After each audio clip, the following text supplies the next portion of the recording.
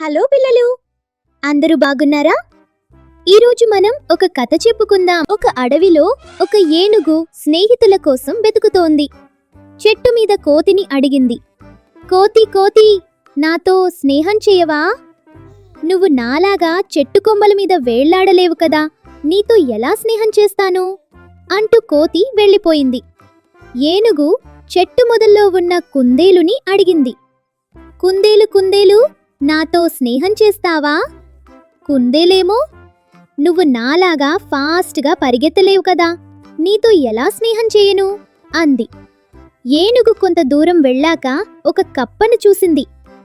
Kappa Kappa, నాతో స్నేహం చేయవా అని అడిగింది. నువ్వు నాలాగా గెంతలేవు కదా, నేను నీతో ఎలా స్నేహం చేయను అని కప్ప కూడా స్నేహం చేయలేదు. ఇలా నక్క, తాబేలు, జింక, నెమలి, కోకిల, కాకి, జిరాఫీ అన్నిటినీ స్నేహం చేయమని అడిగింది. కాని అన్నీ ఏనుగుని కాదని వెళ్ళిపోయాయి.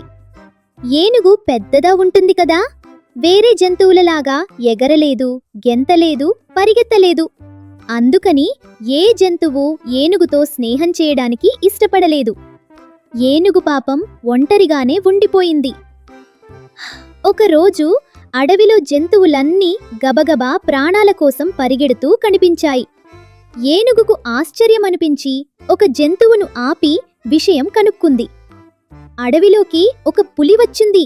ఆ పులి అన్ని జంతువులని తినేస్తోంది, అందుకనే పారిపోతున్నాము అని హడావిడిగా జవాబు చెప్పి ఆ జంతువు పారిపోయింది. ఏనుగు ఆ పులిని వెతుక్కుంటూ వెళ్ళింది.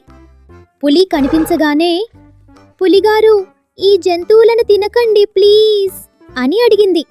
పులి వికటంగా నవ్వి, నీ పని చూసుకోపో అంది. ఏనుగుకి తప్పలేదు.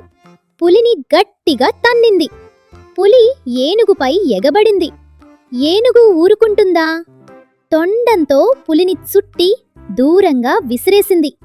ఇది కుదిరే పని కాదని భయంతో పులి పారిపోయింది. ఇది చూసిన జంతువులన్నీ ఏనుగుకు థాంక్స్ చెప్పాయి. ఆ రోజు నుంచి అన్ని జంతువులు ఏనుగు మిత్రులైపోయాయి. అందరూ కలిసి ఆడుకున్నారు. నీతి ఏంటంటే, మనలా లేని వాళ్లను మనము ఎప్పుడు చిన్న చూపు చూడకూడదు. ఎవ్వరినీ తక్కువ అంచనా వెయ్యకూడదు. అందరిలో ఏదో ఒక ప్రతిభ ఉంటుంది.